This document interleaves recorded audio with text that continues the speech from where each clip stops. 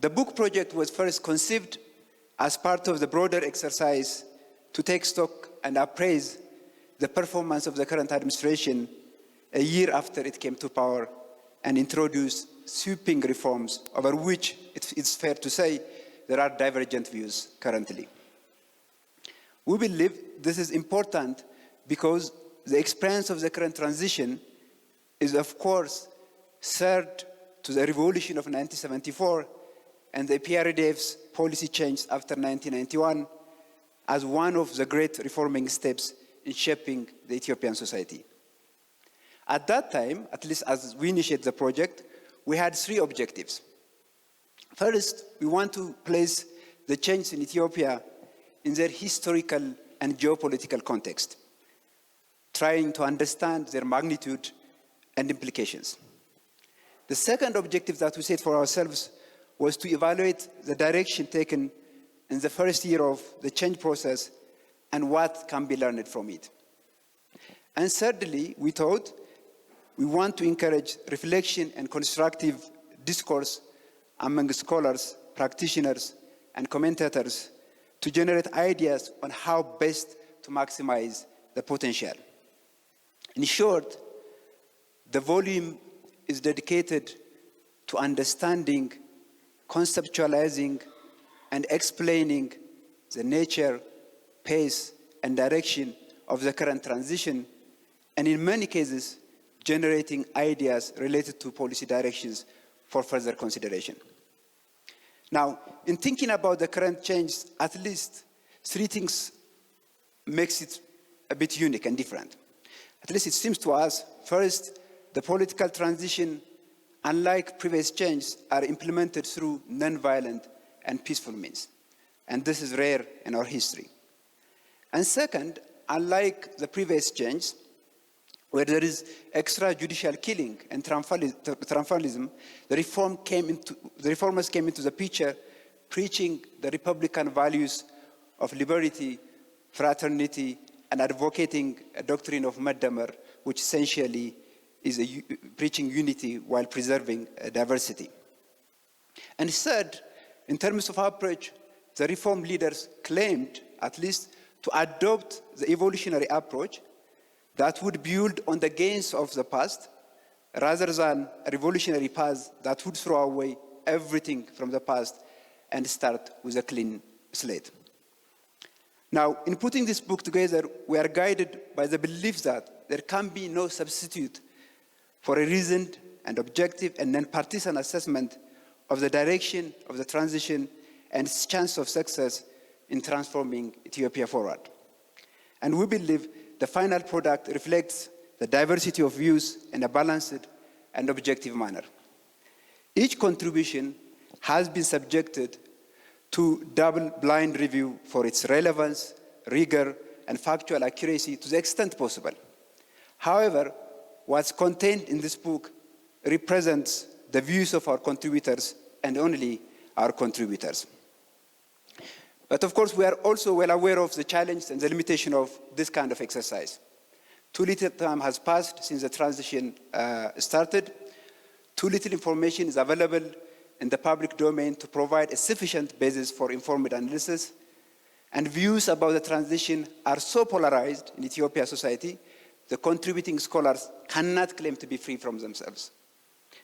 As Professor Bahru Zode, in reviewing the book, said rightly, attempting to analyze the reform process is like attempting to hit a moving target. We are doing this in a context of a dynamic political context and environment. But we believe, overall, we've succeeded in bringing together diverse contributions that explore the political and economic dimension of the reform, appreciate the gravity of outstanding challenges and gaps, identify emerging opportunities, and propose ideas on how best to expand the horizon of possibilities for all Ethiopians. And we believe this is no small achievement. The book, when we put it together, we submitted it and everything, and then, every now and then I pick it up and read it, even before it came to my hands in a hard copy. And every time I see it, I learn something new. And then, politics, the rhetoric, the polarization goes on. But you go back to the book and you find so many issues that have been identified there.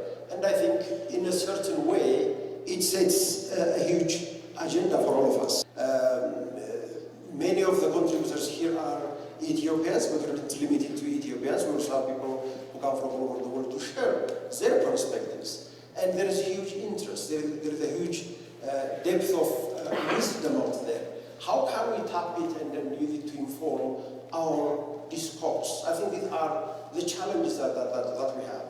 And I'm very hopeful, and I think I would like to say, to speak on behalf of all the editors, and say that I think this is, our modest contribution to the kind of future that we want, and hopefully this is going to be only the first of many to come. The history of reform in Ethiopia goes back a long way, 175 years to the accession of Emperor Theodoros in 1855, and it has taken a form which is very distinctive because it is aligned, as you would expect, with the history and character of the Ethiopian state. And this means that reform in Ethiopia has often taken a very different path from that in other African countries, which overwhelmingly derived from colonialism.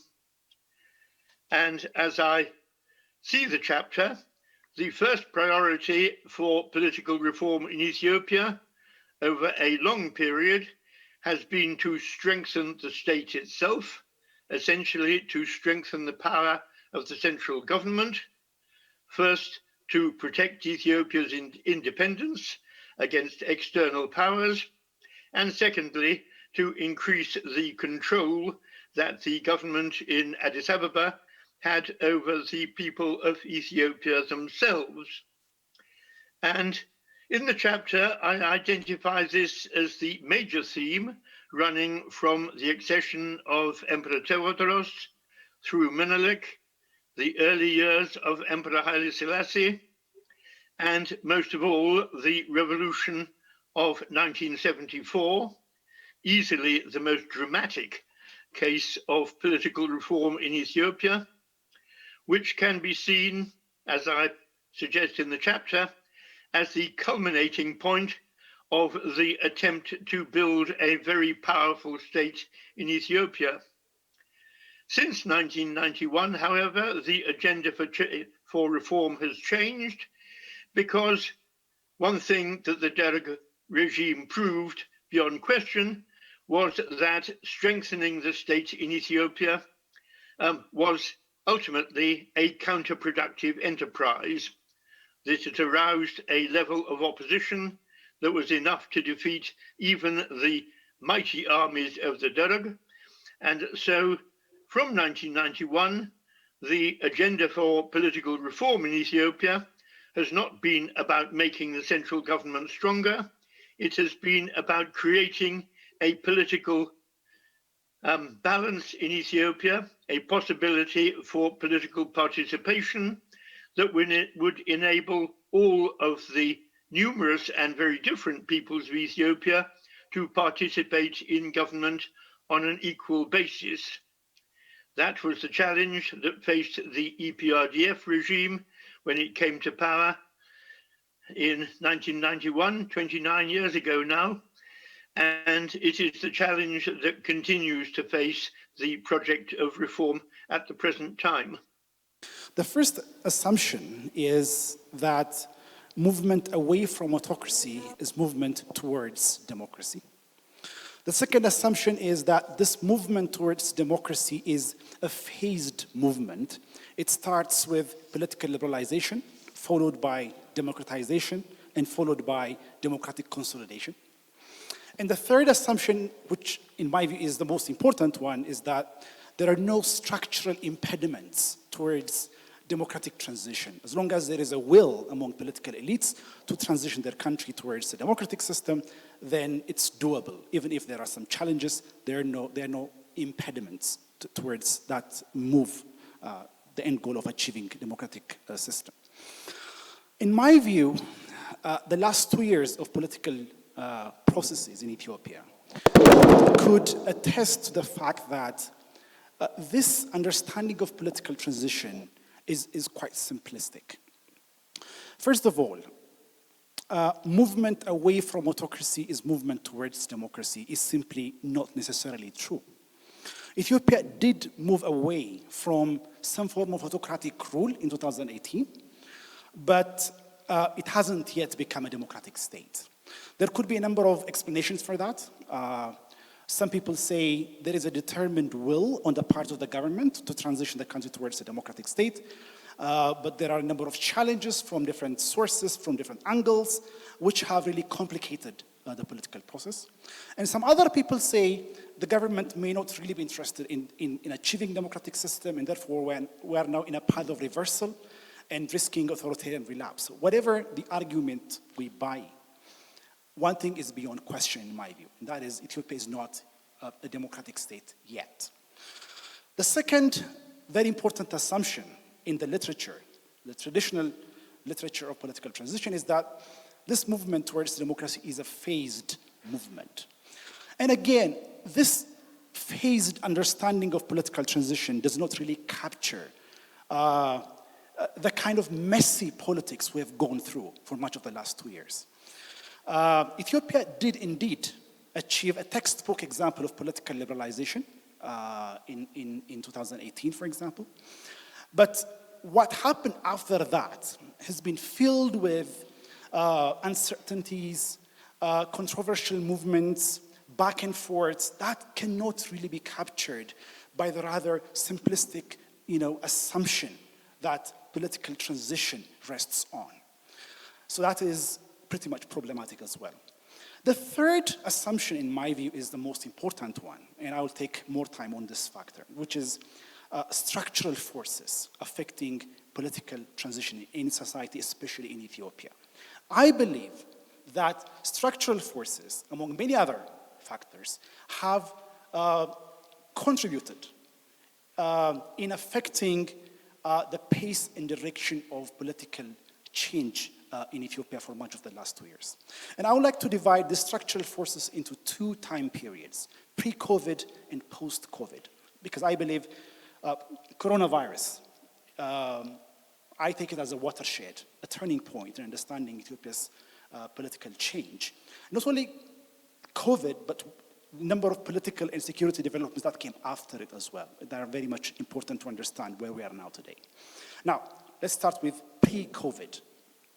Before the advent of COVID in Ethiopia, there were at least two major structural forces that were affecting Ethiopia's political process. The first was the legacy of an autocratic state. And the second, ironically, was state fragility. They were coexisting at the same time. Let's talk about the first one. Now, we know from the literature on democratic transition, especially in Western European democratic transition, that democracy as a system is not something that states confer upon their citizens willfully. It is something that emerges out of consistent contention and contestation between state and non-state actors. If you see the history of European states that have achieved a significant degree of democratization today, if we go back to centuries ago, we can clearly see that when the state was expanding,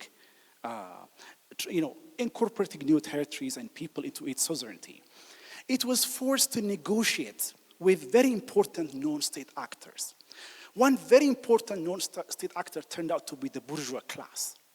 And therefore, in order for the state to be funded well, to continue pursuing its war project, it had to negotiate with this very important class, the bourgeoisie. And through the negotiations, through those contentions and contestations, emerged the system whereby private property could be protected, and that laying the foundation for the making of a democratic system in Western Europe. Now, in Ethiopia as well, in the imperial times, the state was expanding. However, that didn't lead to a democratic transition, mainly because there was no strong non-state competitor to the state power at the time. The bourgeoisie was virtually non-existent in Ethiopia. The aristocracy was very weak compared to the crown, the monarch. And therefore, towards the end of Emperor Haile Selassie's period, what we witnessed was the consolidation of power in the hands of the emperor, leading to the establishment of the foundations for absolutist autocratic state. It is precisely this state, with all its traditions and structures, that was inherited by the successive regimes that came after it. Now, in 2018, the new regime also inherited this structure, this tradition, these institutions, right? It actually effected some change in the way the state operated, which was quite significant.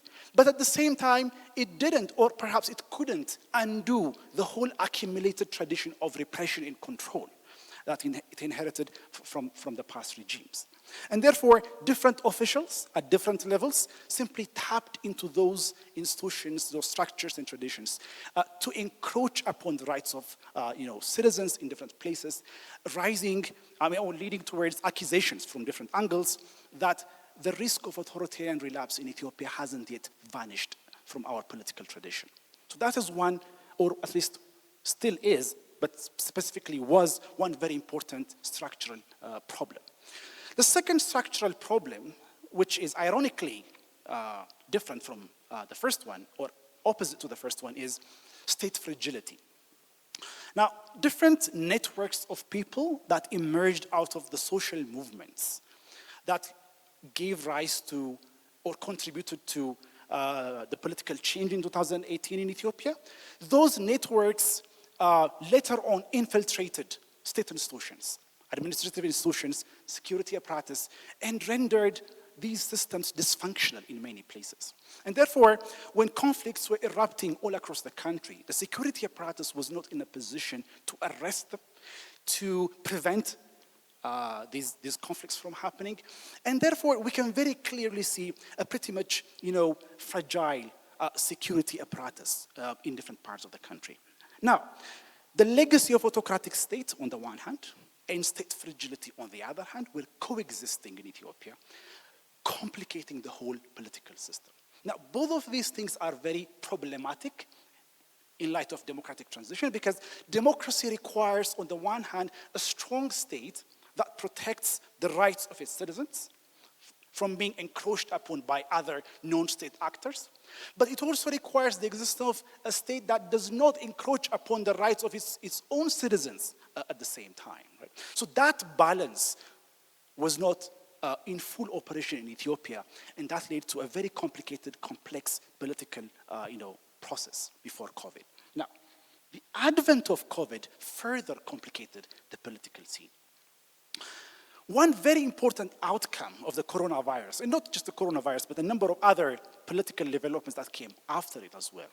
One very important outcome of these processes was that the balance of power between the state and its opponents was very much disturbed. On the one hand, the state grew very much stronger.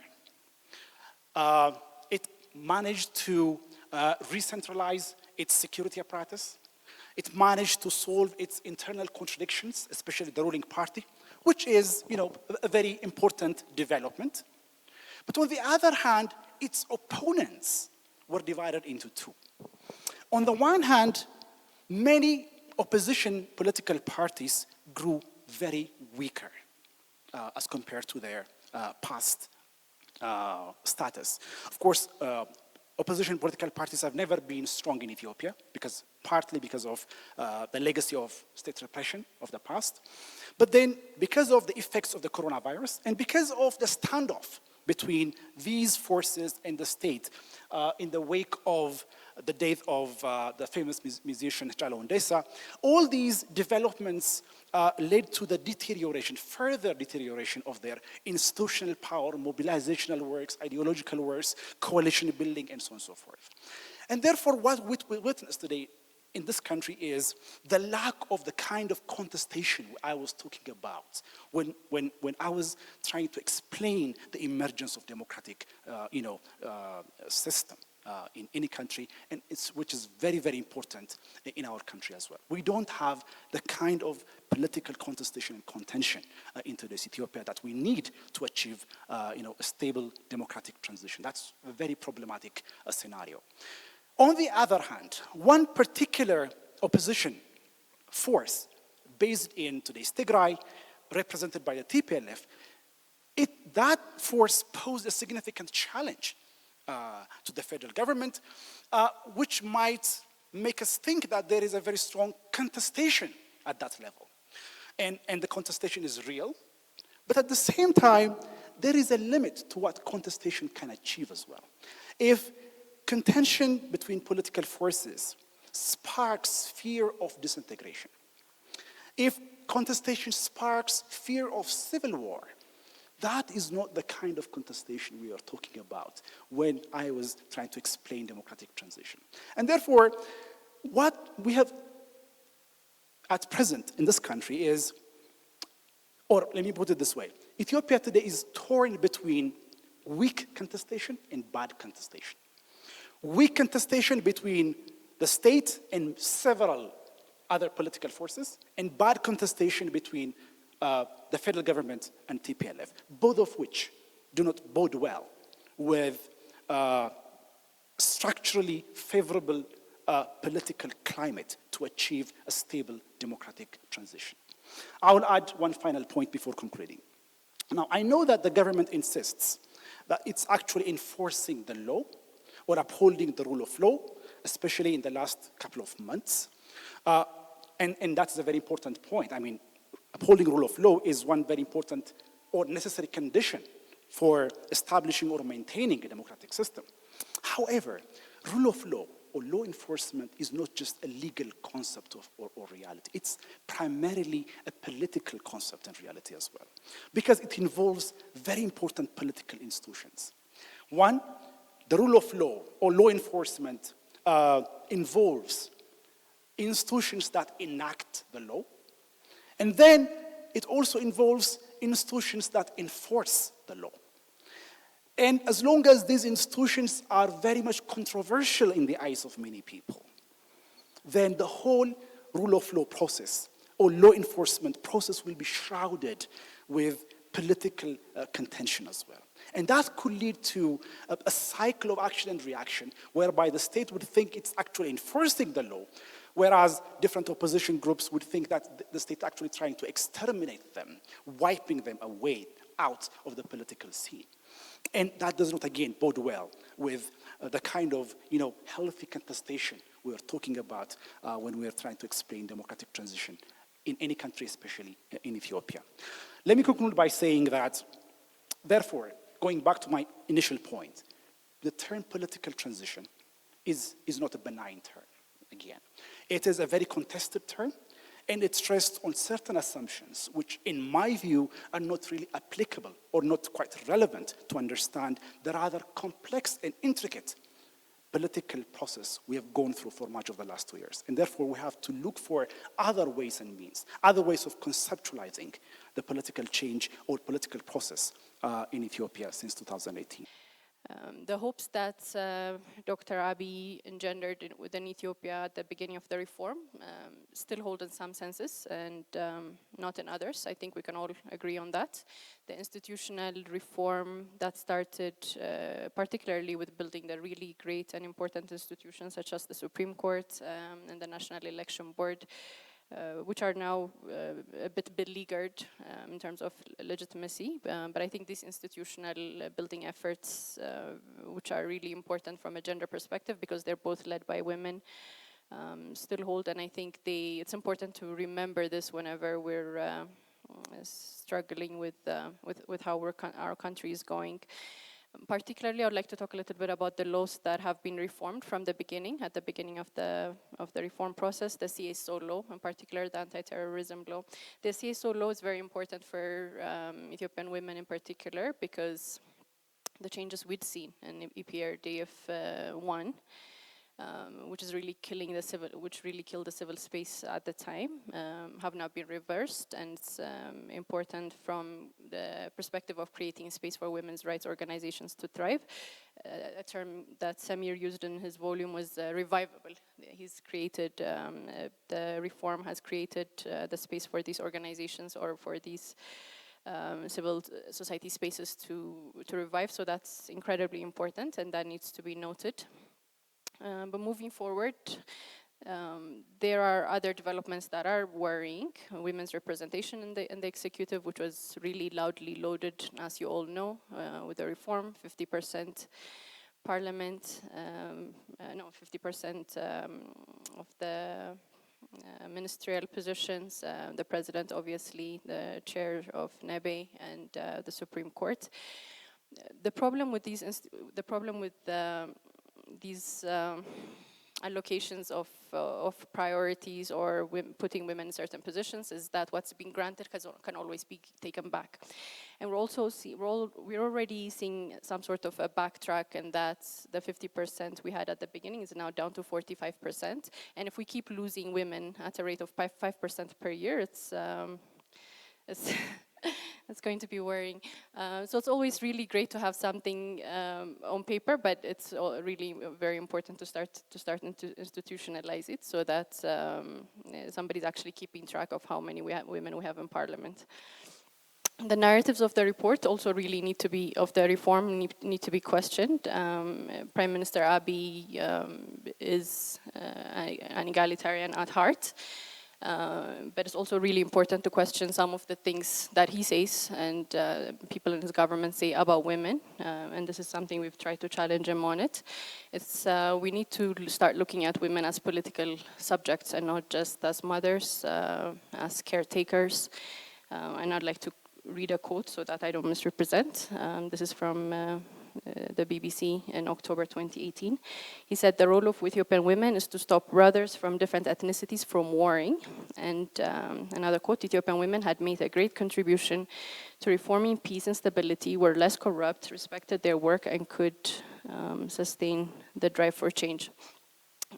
In gender terms, we refer to this as really essentializing framings of women or of men. It's really important that women are represented as political subjects, and because they deserve to be at the table, and not just because they're considered less corrupt or as nice people. In terms of the opportunities missed, it's really been actually very disappointing. Even after this chapter was written, how many opportunities we've missed for a better gender representation. Particularly with the state machinery, what used to be the Ministry of Women, Children, have now had the component youth added. So one ministry really in charge of 75% of the population, really hobbled by its own mandate, which we found problematic, and it's acted accordingly in the time since. Also, since we've had a new minister on board. The education roadmap, which was in the works, I believe, when Prime Minister Abiy took power, has now been accepted, and that missed a really great opportunity to work on gender. We have a huge gender equality issue and gender equity issue in the education sector, and we believe this was missed as an opportunity. The election law that passed, again, missed an opportunity to engender even a semblance of affirmative action. That was really disappointing. And feminized labor, and particularly within the industrial parks, remains a problem. Ethiopia has the lowest wage in the clothing chain anywhere in the world. In my opinion, and in the opinion of Seytawit, gender has to be politicized, and we need to get out of this mind frame that it's something to be mainstreamed. Women are the biggest majority in Ethiopia. There are more women than there are Oromos, more women and men. There's more women than Muslims, Christians. Is by far the biggest group, and yet it's not really, gender as a political question is not really raised anywhere, including in the new Ethiopianism movement, which is what I understand from Eddemer. The text can tell us a lot of things about what we observe these days, implication to the current situation. For example, today we observe lot of disputes and conflicts and violences here and there. Of course, these days, there may not be huge amount of internally displaced people in collection centers, but still the conflict, the latent conflict is very active. I've been observed here and there. Information asymmetry is very common. Lack of credible commitment have been increasing from time to time, especially security dilemma when we come to there. People never feel secured, especially those who returned back, and especially those who are living outside of the regional states, live in high level of insecurity. Arousing users' emotion instead of addressing the interest and the needs is increasing. Prejudice and symbolic politics have been increasing from time to time, and these all things together are adding, of course, fuel on the already existing fire. So the intergroup tensions, especially administrative boundary areas and areas where people feel majority in terms of their identity and are remaining really a critical challenge that needs further attention, of course. So what have been taken so far is containing these all things. So this containment can help us just buy time, unless we address through very genuine high-level political dialogue, cultural reconciliation, intergroup exchange of information, and building trust among the identity ties who have been living together for quite a long period of time, but now changed their perception and attitudes towards one another. I think this containment can even take us to the high level of maybe violence if things continue in this highly polarized, ethnicized, and politicized manner. So we believe that Ethiopia is a country of nation and nationalities. A lot of identity groups live together, but when it comes to genuine interaction, we still miss a very organic and genuine interaction among these identity lines.